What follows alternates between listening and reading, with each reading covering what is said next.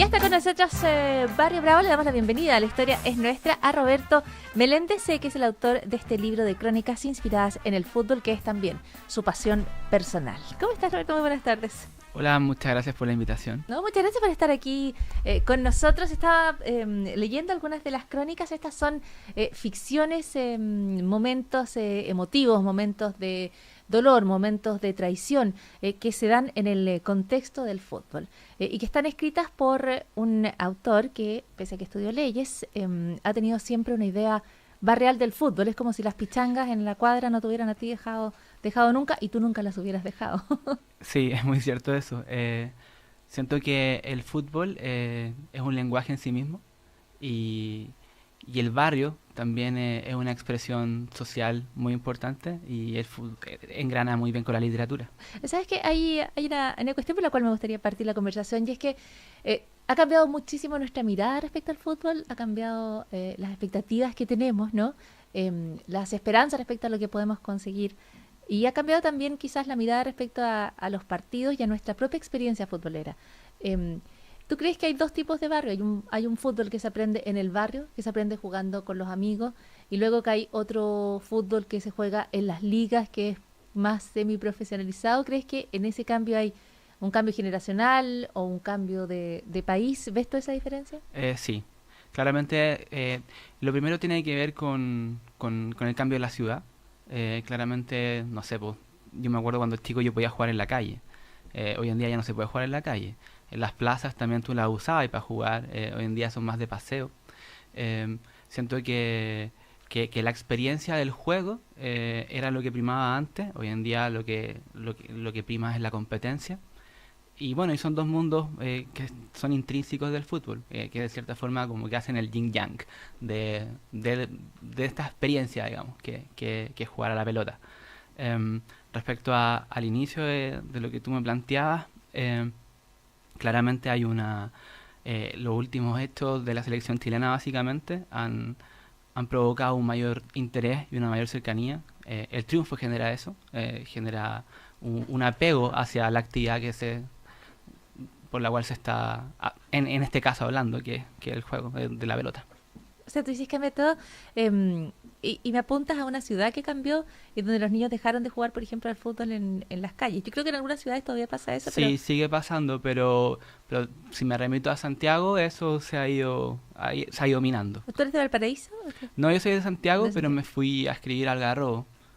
¿Qué es cerca de Valparaíso? Sí, lo que pasa es que, claro, necesitaba tranquilidad para poder desarrollar esto. Cuando decidí, digamos, en este caso, ser escritor, necesitaba tiempo, calma. En la vida de la ciudad uno funciona a partir de la utilidad, funciona a partir de la inmediatez, y la vida de alguien que crea no funciona de esa manera, funciona a partir de inspiraciones que no tienen que ver con esos tiempos. Exactamente. Roberto, te preguntaba también por el fútbol de barrio, porque, bueno, es la gran inspiración, es como la línea como invisible entre todas tus crónicas. Sí. Pero tú también apuntas a que ese barrio ha determinado un distinto hincha chileno, ¿no? Que es o un fanático que tiene una lectura del fútbol que tiene que ver mucho más con los resultados, que de alguna manera tú dices no tiene esa comprensión del fútbol que uno tiene cuando uno aprende a jugar en la calle con los amigos, ¿no? Sí, es cierto. Lo que pasa es que obviamente cuando algo va bien, todos se van sumando. Y en ese sentido, claro, la expectativa tiende a ser esa, de que el estímulo sea la victoria. En cambio, en el juego, la trascendencia es, digamos, da lo mismo al final, sino que lo importante es la experiencia de jugar. En ese sentido, claro, tiene que ver con por ejemplo, si tú hacías una analogía con una narración, no importa si el final es bueno o es malo, es triste o contento, sino finalmente es el ritmo, las cosas que van sucediendo entre medio. Y en ese sentido, yo siento que, claro, que ahora hay un hincha más exitista, pero aún así es valioso que se vaya sumando gente al fútbol, porque es un lenguaje sencillo y que podemos compartir. Me parece que ese es el valor que tiene el fútbol en sí mismo. Ahora, cuando el fútbol se asocia como principalmente a los triunfos, a las campañas publicitarias, yo veo, por ejemplo, el fútbol muy asociado a los gritos. Si tú ves campañas publicitarias en relación a el fútbol están todas concentradas en el momento en el que se grita el gol, ¿no? Sí, es que es un momento de éxtasis. Claro, pero es como si no hubiera nada antes y nada después. Es como... Sí, eso es un error. Claramente el fútbol tiene mucho más. Yo siento que el fútbol tiene dos motores fundamentales, que son el tiempo y la identidad. En relación al tiempo, tiene que ver con el hecho de que nunca termina, a pesar de que sean 90 minutos. Y la identidad, bueno, en dos causas, pues, en la causa personal y en la causa social. Dentro de la causa personal tiene que ver con la experiencia de perder, con la experiencia de sumar amigos, tiene que ver con la idea de soñar. Y en el sentido social tiene que ver con cómo hacemos una comunidad. La comunidad se transforma a través de un lenguaje y esto es un lenguaje compartido, como dije antes. Ya, pero para algunos el fútbol es una cuestión que es frívola, que es exitista, que se come los tiempos de las noticias en la televisión, que Mm. esconde nuestras otras penurias y nos hipnotiza frente a la pantalla durante 90 minutos. Sí, es que es una manifestación tan popular que obviamente genera ese tipo de recelo. Pero como el fútbol hay manifestaciones aún peores, digamos, la televisión, reality show, cualquier cosa de televisión en realidad.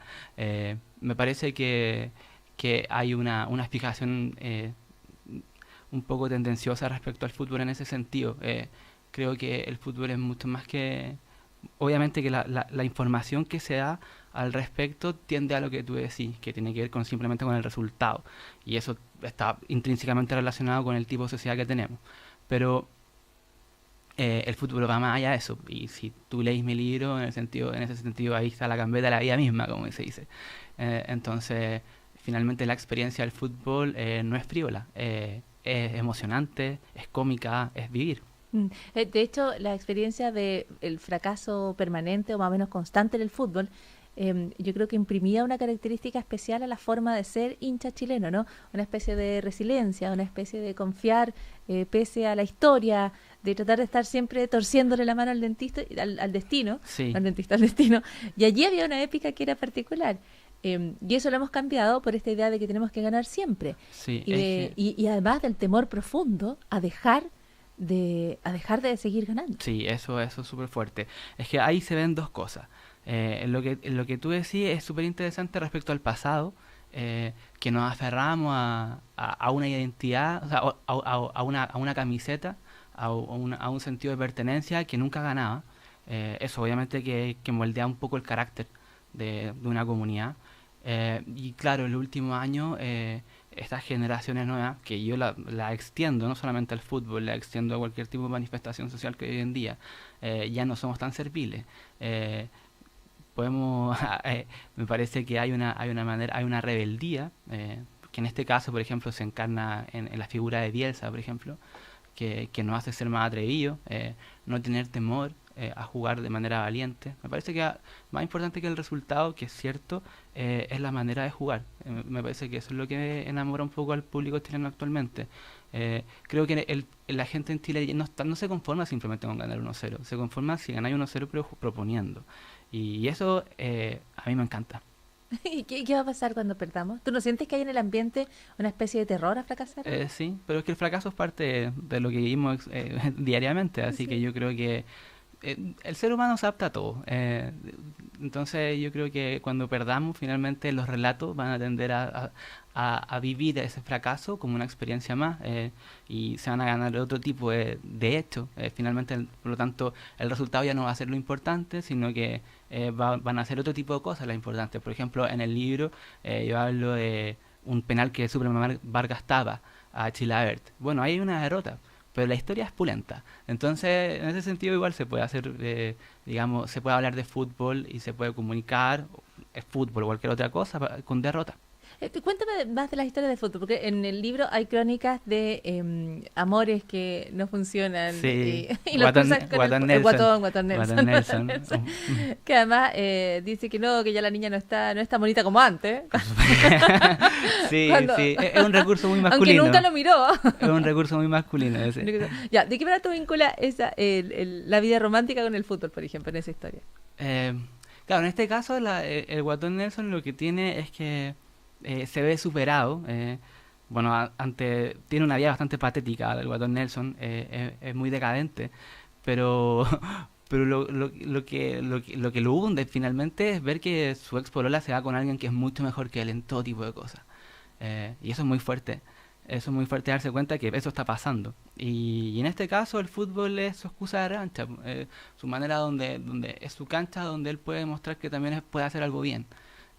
De cierta forma es simplemente una analogía a decir que en cualquier momento uno puede ser feliz con muy poco. Esos espacios de redención, Exacto. incluso cuando no queda ningún otro. Sí, exactamente. Tú partes con una historia donde hay una historia policial, donde Sí. hay una historia más de... Es más una crónica. una crónica más de bajo fondo, digamos, ¿no? Sí, me encantó partir de esa manera. Me parecía que era súper disruptivo. Cuéntanos más de esa historia. Sí, bueno, él se llama Jimmy Vardy, es un jugador de Inglaterra que hasta muy tarde no entraba en los cánones, o sea, en el primer mundo futbolístico. Y antes de eso, no sé, haber tenido 21 años, tiene una pelea en un bar. Y en esta pelea en el bar a él lo condenan a usar un brazalete electrónico donde no se podía mover de su ciudad. Y bueno, y en esa pelea en el bar está la cerveza, está un amor que no sucede, el bajo, claro, el bajo mundo. Y ese bajo mundo finalmente lo que representa son los dramas de no alcanzar lo que buscamos. Y en este caso, claro, él choca con la justicia, que es como el síntoma moral de nuestra sociedad, como los papeles manchados, a él se le manchan los papeles, pero aún así él ama jugar a la pelota y es lo único que sabe hacer bien, y en ese sentido nunca deja de luchar. Me parece que ese sentido de resistencia, de decir, bueno, esto es lo que tengo y vamos como sea hacia adelante, es una experiencia que cautiva. Ahora, esa historia también tiene una apunta en otra dirección, yo creo, y es a esta especie de patria internacional a la que pertenecen los futboleros, ¿no? Donde la historia de un jugador de la tercera división en la liga inglesa. Séptima en este caso. En este caso sí, es que no recordaba bien, era séptima. Séptima, es muy abajo. Es muy abajo. Claro, y termina siendo después goleador de la Premier League. Exactamente, pero la puedes contar tú desde Chile. O sea, de alguna manera el fútbol es una especie de nacionalidad en la que los fanáticos se mueven sin importar que no tiene fronteras, digamos. Exactamente, bueno, yo tengo la página de Facebook desde donde nace, digamos, todo lo que está pasando ahora con el libro. Tiene seguidores en toda Latinoamérica y yo hablo mucho de fútbol chileno. Hago mucho cambio idiomático, pero sí tengo un lenguaje muy coloquial y muy nacional, y aún así se lee, y me parece que, claro, tiene que ver con que el fútbol es un lenguaje universal. Bueno, y también me quiero tirar un poco de crédito, creo que mi ritmo para escribir es bastante bueno. Eso es muy bueno, además. Sí. No, pero estaba pensando, por ejemplo, Chilabert, o Claro. Guitas, o Neymar, Sí. los consideramos tan cercanos como... Sí, porque... Como Vidal, perdona, y lo mismo pasa afuera, o sea, un Sí. europeo considera que sabe exactamente cómo juega Vidal y sabe exactamente lo que va a hacer. Yo creo que, por ejemplo, a los mexicanos que me siguen ya quieren a Alexis Sánchez. Alexis Sánchez es una persona querida. Sí, ya es una persona que lo En quiere muchos lugares. y que sabe cómo juega y deben saber hasta la talla de su camiseta. Oye, de lo que está pasando ahora, Roberto Meléndez, estamos hablando con el autor de Barrio Bravo, ¿por qué amamos la pelota?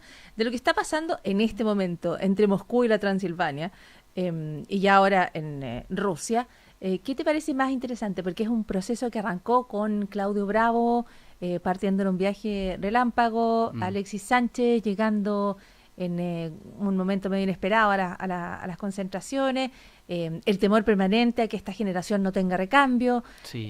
¿Qué es lo que te parece más interesante lo que estamos viviendo en estos días? No, yo creo que hay que dejarse de llevar nomás, sorprender. Me parece que este es un equipo al que hay que tenerle confianza. Creo que los amistosos dan lo mismo. Este es un equipo campeón. Y los equipos campeones, los partidos poco relevantes no los toman muy en cuenta. Así que yo creo que hay que esperar a que empiece el torneo y ahí empezar a hablar en serio de lo que está pasando. No, lo demás creo que está muy adelantarse a lo hecho. Yo por lo menos en mi página no he escrito nada y voy a empezar a escribir cuando empiece la acción. Ya, el resto es chamullo. Sí, Pero creo que es un preámbulo obviamente divertido para los medios, para los que nos gusta mucho el fútbol, porque estamos siempre interesados en ver lo que está pasando. Pero creo que hay que esperar a que las cosas empiecen a funcionar. Obviamente que hay el temor del recambio va a estar igual, aunque seamos campeones o no seamos campeones. Porque eso lo se ve, se siente. Claramente no hay un Alexis Sánchez que venga de abajo, no hay un Arturo Vidal, no hay un Gary Medel, eso lo sabemos. Finalmente yo creo que tenemos que aprovechar este presente, disfrutarlo y el resto ya lo veremos. Y Y en ese sentido las respuestas tienen que darlas otro tipo de entes. Me parece que ahí el colegio técnico tiene que hacer un autocuestionamiento respecto a su manera de entrenar, por qué no está sacando cracks. Lo que estamos hablando, del hecho de que hay menos barrios, hay un fútbol muy académico, de gambeta muy anunciada. Eh, la explicación a por qué no están saliendo los cracks son muchas. Me parece que y se puede discutir, pero creo que ahora no es el momento de sentir eso. Creo que es el momento de esperar y disfrutar lo que va a pasar ahora, que yo creo que nos va a ir bien. O sea, Chile tiene que aprovechar que tiene un equipo campeón y vivir con él las alegrías que Sí, le vaya a dar. creo que es el momento de sentirse campeones. No es el momento de estar pensando cuándo se acaba esto. Hay que disfrutar este beso. Oye, de las figuras que... ¿Hay que disfrutar este beso? Sí. Wow. Oye, de las figuras que hoy marcan como la generación dorada, ¿no? Que son Alexis Sánchez, que es Arturo Vidal, que es Gary Medel, que tiene su propia fanática, en fin, Sí, ¿cuál claro. es? Sí, ¿no? Que representa un lado de Chile, Sí. o un lado que todos quisiéramos tener, ¿no? Una especie de... Es como un personaje intermedio. Es un personaje intermedio. Están los superestrellas, que son Arturo Vidal y Alexis Sánchez. Y eso en sí mismo genera recelo. Genera recelo y celo. Eh, los dos tienen una personalidad con mucho carácter, que no deviene al perfil sociológico del chileno. Al chileno le gusta el tipo piolita, yes man. De verdad, digamos, yo lo noto en mis columnas. En el fondo, tú dices. En el Sí, fondo. yo cuando, no sé, pues escribo a Matías Fernández o Charles Arangui, son inmediatamente muy populares, porque el chileno se ve cercano a él, se ve reflejado en ese tipo de Se personajes. siente más Charles Aranguis que Arturo Sí, Vidal. claro, Arturo Vidal no, pues Arturo dice que yo soy el mejor del mundo, y da lo mismo que sea el mejor, él se cree el mejor y así vive. Entonces es transgresor. Y Gary Medel está en un espacio intermedio. Lo encontramos extraordinario, pero no tiene ese tipo de reconocimiento internacional. Entonces como que calza perfecto. Muy buena definición. Roberto Meléndez, muchísimas gracias por haber estado hoy en La Historia es Nuestra. No, muchas gracias por la invitación. El autor de Barrio Bravo, ¿por qué amamos la pelota? En la conversación en cooperativa. Nos vamos a la pausa, volvemos con la síntesis informativa y con más.